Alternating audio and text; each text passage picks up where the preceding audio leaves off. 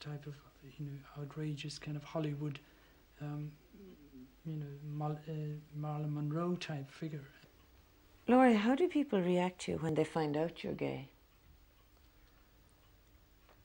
I think most people it's a sort of sense of disbelief, or maybe an initial not really understanding what you're saying, and they're very. I think most people that I've told I'm gay have sort of accepted it on a certain level, which without realizing all the implications of it, and then afterwards. What follows afterwards is really a sort of interrogation, of coupled with the sort of the standard jokes about gays and things like that. Is it really true and things like that, and maybe and probably like that I don't represent to them what they had in their mind of what was a gay person, sort of thing. They find it very hard to believe. It depends very much on how the thing is introduced, isn't it? Yes. The thing about establishing relationship before and then telling people, rather than telling, if you tell people immediately, then you tend to get the stock responses, because you are very much an unknown, and you do become the cliche. But I think if you establish a relationship with people first, and then you tend to continue more in the terms of the previous relationship, really, rather than having the very strong negative response. I think most people that I have told I am gay, I have established some form of relating to them already, Do you find that men react to you very negatively, straight men? No, I think I think they do, in a sense. I think most men that I have sort of told would isolate me and after that prefer if they didn't have anything to do with me, sort of thing. That. Again, it depends on the context, doesn't it? If you're, for instance, like we've worked on building sites, and that kind of context is there is the kind of the kind of male ethos, or whatever you call it, and that is that the response from people in that type of situation, the response from groups of men is very different from the response from an individual person, an individual man. I think it's probably too much for most people. Like they're used to relating superficially. Especially men, I think. And if you present them with something like that, then I think the initial thing is a threat feeling, and things like that. And you really have to work on it. You have to keep coming back and forcing them to recognize it. Do they expect that you're going to try and seduce them all the time? They joke about it, and I think they do fear it, because they're used to an image of gay people which is obscene. It's not. It doesn't really encompass a person as a whole.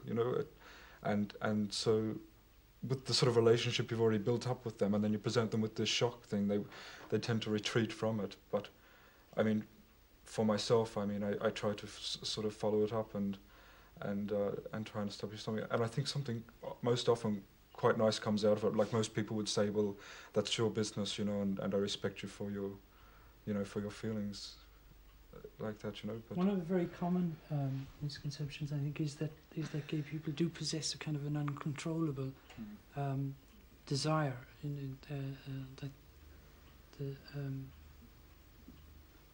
that people do expect, that you will, that they have to be always on their guard with you. In the face of that kind of difficulty, why did you decide to come out? It relates to the question of identity. I think if you want to live in a healthy relationship with yourself, then I think you have to have, you need to have, a sense of your identity and a sense of the reality of what you are, and you need to express that. And that is probably the primary reason. I think a secondary reason is probably, your feeling for other people, younger people coming on and growing in situations. And it is that feeling that you would like younger people to grow in a healthier environment to the one that you grew up in. How do you feel about being defined as criminals in this country? You know, you can't define an act that you've committed, sort of thing, you know, which would give a person a reason to actually enforce a criminal law, you know. I mean, I live my life, and I mean, I have good relationships with people. I mean, I can't see in myself that I've ever been offensive to anybody, you know. I don't sort of consciously do anything which harms other people. I mean, it just seems absurd to me. I mean, if tomorrow somebody came up and said to me that I'm arresting you for a certain reason, I mean, I think I'd be just astounded, sort of thing, you know. It's quite a ridiculous situation. I think in the city, if you have the situation, for instance, at the moment with somebody like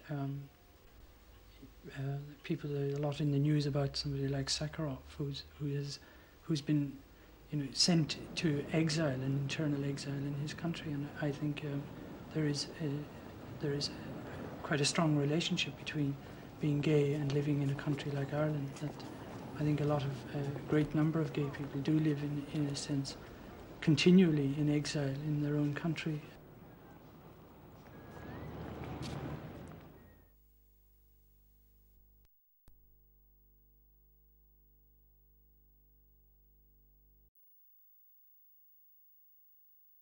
Dr. Franklin E. Kameny, member of the District of Columbia, Washington, Commission on Human Rights, and well-known gay rights activist in the US. A year ago, the Irish gay rights movement was founded in Dublin to fight for the rights of Irish homosexuals.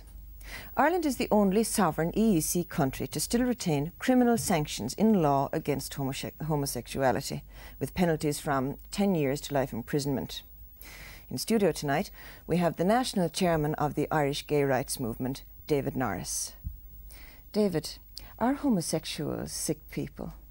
No, indeed they're not. We're neither sick, ill, pathological, neurotic, or any of these emotive terms that are occasionally used by people who are not well informed on the subject to conceal their own prejudices and to allege that we are ill. I don't feel ill. I hope I don't look it.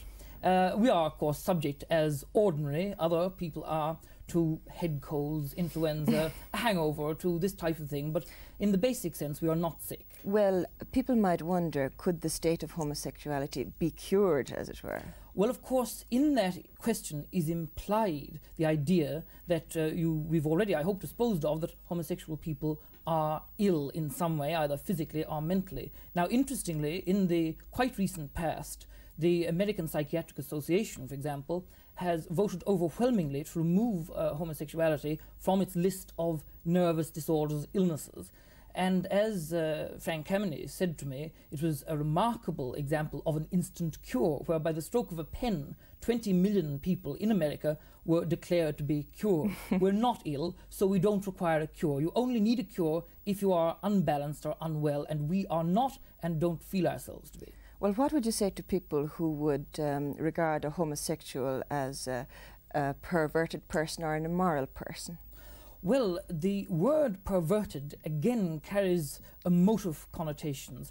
And usually the type of person who uses a word like perverted is using it to project their own feeling of dislike of the homosexual, which is irrational and emotional, and is not, in fact, a scientific or clinical way of looking at things at all. And they've now reached the state in America of regarding homophobe people who have an irrational fear or dislike of homosexuals, as those who are really ill. Not us. It's people who are irrationally afraid. Now, neither do we feel ourselves to be immoral.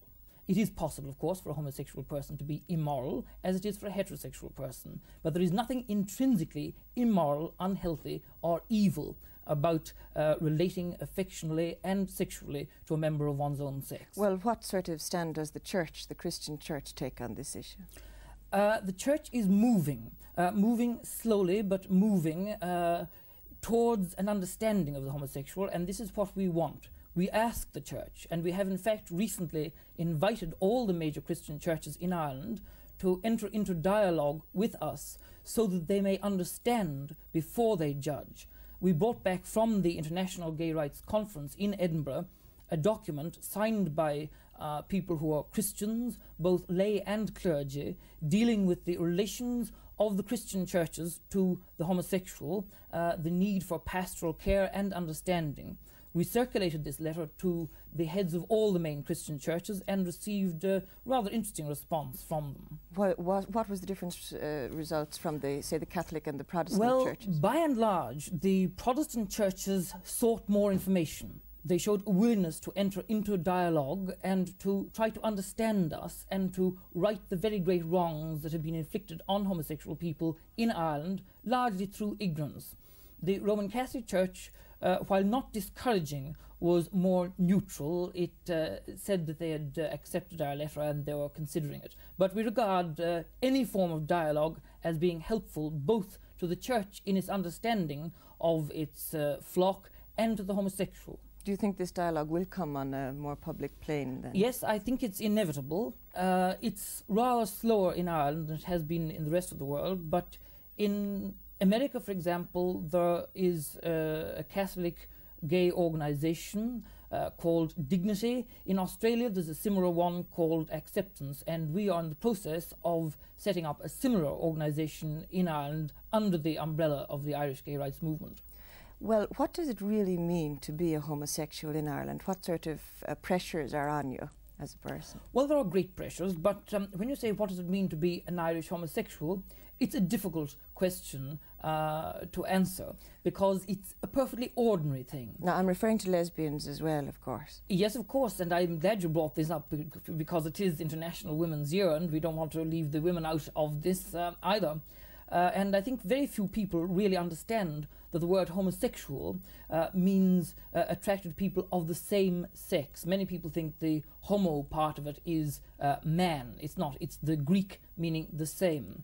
Well, of course, lesbians in Ireland are in a difficult situation, of course, as we all are, but they don't suffer as the men do from the very severe penalties that the law can, but I'm glad to say does not at the moment inflict on homosexual people. Some of the women, may I say, regard this as a grievance because they feel that at least we men have something very dramatic to fight about, a very grave and very serious injustice that it's difficult to understand being tolerated in Europe of the 1970s. The women don't have this axe to grind, and I think they'd rather like to. Well, there are two areas then, discrimination in law and discrimination socially and in relation to work. What can be done about these? Well, the discrimination in law is something that we are tackling on a fairly professional basis.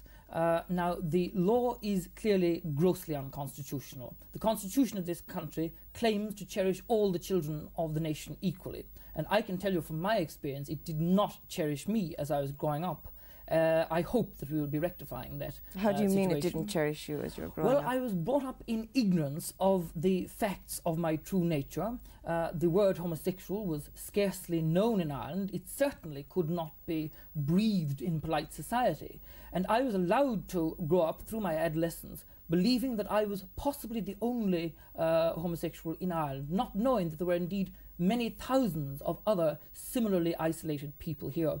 I thought there might be one or two in England because I had heard about England and the curious goings-on there, but I didn't realise that I was part of a very large but isolated community in the country.